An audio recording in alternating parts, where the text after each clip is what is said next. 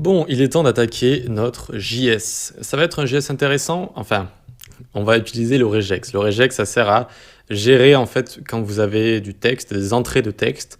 Eh bien, par exemple, si vous voulez un numéro de téléphone, il faut un certain format. Si vous voulez un email, il faut un certain format. Si vous voulez un mot de passe qui prend seulement un symbole, un chiffre, etc., il faut un certain format. Et donc, ça s'appelle le regex qu'on va utiliser en JavaScript. Alors, c'est pas le truc que, en général, les développeurs préfèrent. En général, on n'aime pas trop ça, parce que vous allez voir, un peu, bon, c'est pas très excitant, mais il faut passer par là. Il faut passer par là pour gérer notamment les entrées de texte, tout ce qui est symboles, chiffres, lettres, etc.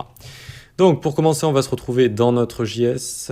Tac, tac, on est où? On est là, oui, dans notre app.js. On va se faire ce qu'il y a d'un peu embêtant d'habitude, c'est-à-dire on va prendre tout dans nos constantes, tout ce qu'on a besoin.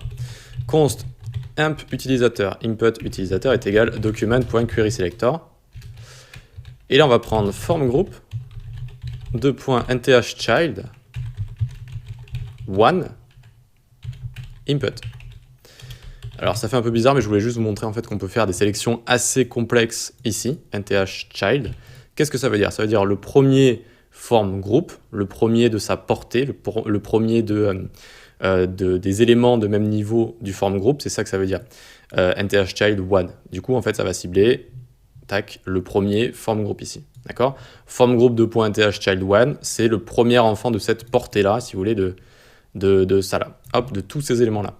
Ok, que ce soit des form group ou autre chose. Hein. Si j'avais un paragraphe après, ce serait le nthchild 2. Voilà.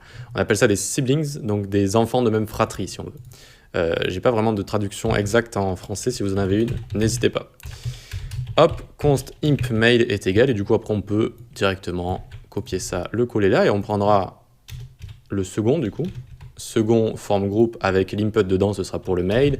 Ensuite, ce sera ici const. Alors, tac. Imp mdp pour le mot de passe est égal document.querySelector nthchild 3 ici input. Ok, allez, on n'en a plus qu'un dernier, ça va être const imp confirm pour confirmer tout ça. L'input de confirmation, et ce sera le quatrième enfant de cette fratrie. Ensuite, on va prendre toutes les images, on va faire const al img est égal document.querySelector all, et on va prendre donc toutes les icônes vérif comme ça. Ok. Ensuite, const all span est égal document.querySelector all span. Et pour terminer, les lignes qu'on mettra pour la force du mot de passe, on va appeler ça const all ligne est égal document.querySelector all .ligne div, c'est-à-dire toutes les divs qui y a à l'intérieur du container ligne comme ça. Ok, super, on a tout ça. On va pouvoir gérer le premier input qui est plutôt simple. En fait, la seule validation qu'on a besoin pour l'utilisateur, on va dire qu'on veut juste que ce soit un pseudo qui fasse plus de 3 caractères. Pour essayer de le faire tout seul, si vous en avez envie, je sais que certaines personnes m'ont envoyé des messages pour dire qu'elles voulaient plus de moments où je vous laisse essayer tout seul. Donc si vous voulez, là, vous pouvez essayer tout seul. C'est-à-dire le premier input utilisateur, vous allez mettre une validation. Si ce qu'on a écrit dedans fait plus de 3 caractères, alors vous allez afficher l'icône en vert et vous allez afficher afficher l'icône en vert directement. Sinon, vous allez afficher l'icône d'erreur et vous allez également afficher un petit message d'erreur. Voilà, donc ça correspond à ça. Hein.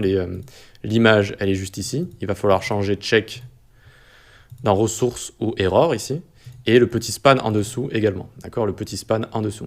Voilà. Donc, on va venir ici, on va le faire ensemble. C'est parti. Imp utilisateur. .addEventListener, lequel input. Input, c'est assez intéressant. Il est bien parce que c'est dès qu'on va toucher à notre input et dès qu'on va écrire dedans. D'accord. Donc là, hop, fonction fléchée, on prend notre E, notre objet de l'événement. L'objet de l'événement ici est différent pour chaque événement, d'accord? Ici, input ne va pas nous retourner la même chose, le E, que par exemple un clic, qu'un mouse over ou qu'un submit, par exemple. Voilà. Donc ici, if e.target, donc notre input, .value, donc sa valeur, .length, donc sa longueur de la valeur, est supérieure ou égale à 3.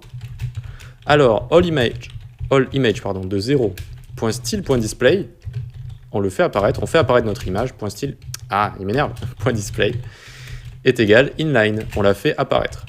On lui donne donc inline, sa place de display none qu'on a mis en CSS à inline. Puis, all_image de 0, .src, est égal ressources / check check c'est la croix verte, vous savez, enfin le petit check vert, c'est pour ça que je l'ai appelé comme ça. Et all span de 0.style.display est égal none. Vous allez me dire, mais pourquoi on cache le texte qu'on n'a même pas montré? Eh bien, le texte, on va le montrer, en fait, on va le montrer quand ce sera inférieur à 3 caractères. Et donc là, une fois que ce sera supérieur, on a envie de le cacher, tout simplement. Et donc, sinon, si ce n'est pas égal, supérieur ou égal à 3, notre valeur ici, eh bien, on va prendre ces 3 choses, tac, tac, les coller ici. Ça, on met toujours inline ici, on fait toujours apparaître une image, mais cette fois, la ressource, ce sera error.svg. Et ici, on fera apparaître notre texte. D'accord? C'est la seule chose qui change. Dans les deux cas, on montre la petite icône, mais on la montre en verte si c'est OK, en rouge si ce n'est pas OK. Et le texte, eh bien, on le montre seulement si ce n'est pas OK pour aider l'utilisateur. Donc, revenons à nos moutons. Tac, ici, attention, je mets 1. Vous voyez, j'ai juste un A, il y a l'icône qui est apparue avec la bonne icône, du coup, en rouge, comme ça. Et le texte en dessous, j'en mets un second, toujours pas. Troisième, c'est OK. Tadam, super. Celui-là était plutôt simple, on va pouvoir passer aux autres dans la prochaine vidéo.